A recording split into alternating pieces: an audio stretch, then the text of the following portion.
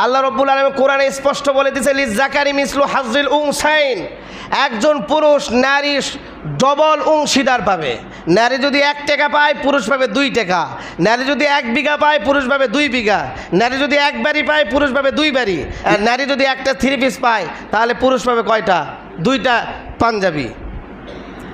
হকের কথা বলতেছি। লিজ্জাকারি মিসলু হাজ্জিল উনসাইন, আল্লাহ রাব্বুল আলামিন কোরআনে স্পষ্ট বর্ণনা করছেন। কোরআনের আয়াতের একবারে উল্টা কোনো আদেশ বাস্তবায়ন করার সাহস যদি কোনো মুসলমান চিন্তাও করে তারপরও তার ঈমান চলে যাবে। বাস্তবায়ন তো পরের কথা, যদি চিন্তা করে। অতএব এই আইন যারা বাস্তবায়নের জন্য চিন্তা করছে তারা তো, আমরা বলি তারা তো মুসলমান নাই, আমি আগেই বলছি তারা মুসলমান না, তারা বিধর্মী। মুসলমানের নাম দিয়ে বাংলাদেশে বসবাস করতেছে নিজের গা ঢাকানোর জন্য, তো এতে করে তার ঈমান চলে গেছে। আর বাংলাদেশে এটা তো অসম্ভব। 2011 সালে যে হেফাজতের প্রতিষ্ঠা, আজ পর্যন্ত শেখ হাসিনা নিজের সমস্ত শক্তি প্রয়োগ করেও আলিম ওলামাদেরকে জিম্মি করেও এই আইন বাস্তবায়ন করতে পারে নাই। আজকে 2 দিনের উপদেষ্টারা আসে এই আইন বাস্তবায়ন করবে বাংলাদেশের 99% মুসলমান দেশে। এটা তো স্বপ্নে মদ খাওয়ার মতো। কেউ বাস্তবে মদ খায় আর কেউ স্বপ্নে মদ খায়, বুঝেননি? বাস্তবে মদ খায় লাসে, আর কেউ স্বপ্নে মদ খায় ঘুমের তালেঙ্গা লাসে। দুটো কি এক না দুটো উল্টে? তাহলে প্রথম কথা, এটা বাস্তবায়ন হতে দেওয়া যাবে না। এখন আপনারা প্রশ্ন করতে পারেন, হুজুর কোরআনেই তো একবারে 2টা ভিন্ন করে দিছে, পুরুষকে ডবল দিছে, নারীকে কি অর্ধেক দিছে। আমি বোঝানোর জন্য বলি, ইসলামী নীতি হচ্ছে যে বালেগার একটা সীমানা আছে, বালেগ এবং বালেগা হওয়ার। এমনি তো আলামত আছে, এই যেগুলো আলোচনা আমি করতেছি না, নারী পুরুষের বালেগা সাবালেগ হওয়ার আলামত আছে। এই আলামত যদি না পাওয়া যায় তারপরে একটা সীমানা আছে 15 বছর। কয় বছর? 15 বছর যদি কোনো নারী পুরুষের হয়ে যায়, তার বালেগ হওয়ার আলামত থাক আর না থাক, তার উপর রোজা, হজ, জাকাত, নামাজ সব কিছু কী হবে? ফরজ হবে।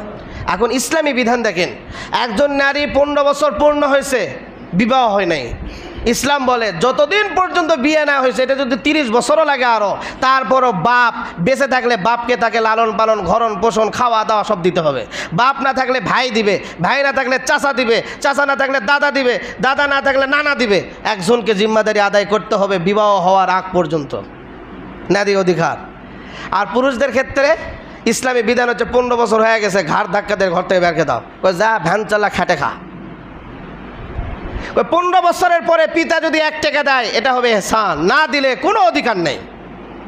এখন বলেন তো, নারীকে বেশি অধিকার দিল না ছেলেকে দিল?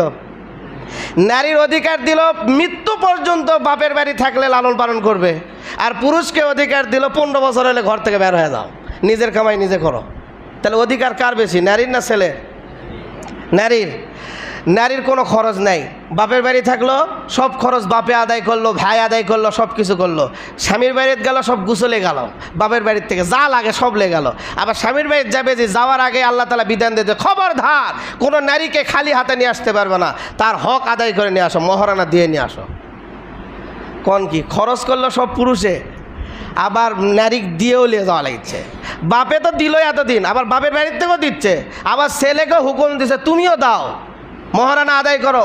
মহারানা না আদায় করে সহবাস করতে পারবে না, আদায় করতে হবে। এখন বলে তো নারী বেশি পেলো না ছেলে কম পেলো বিয়েতে? এখন তো ছেলেকে দিতে বলে, তা ইসলাম বলে এটা হারাম, মানে যৌতুক কি ছেলেকে নিতে পারবে না।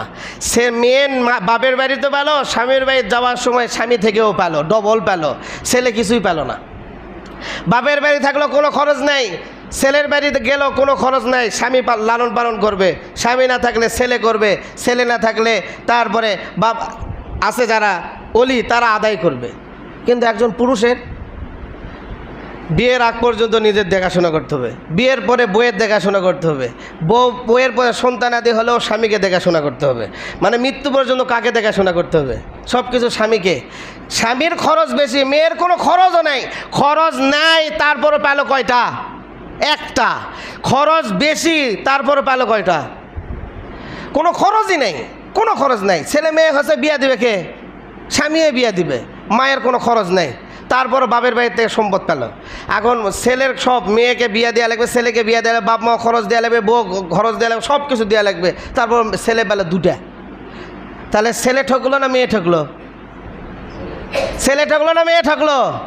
মেয়ের কোনো খরচই নাই, তারপরে পেল 1 বিঘা, ছেলের শুধু খরচ আর খরচ, তারপরে বলে কয় বিঘা, তাহলে ঠকলো কে, ছেলে না মেয়ে? কিন্তু যুক্তিতে দেখা যায় মেয়েকে অর্ধেক দিল, ছেলেকে বেশি দিল, কিন্তু কর্মে দেখলে দেখা যায় মেয়ের কোনো খরচ না থাকেও আল্লাহ তাআলা মেয়েকে দিয়ে সম্মান দিল, আর ছেলের এত খরচ থাকার পরেও ছেলেকে ডবল দিয়ে আরও কর্ম বেশি বুঝে দিল।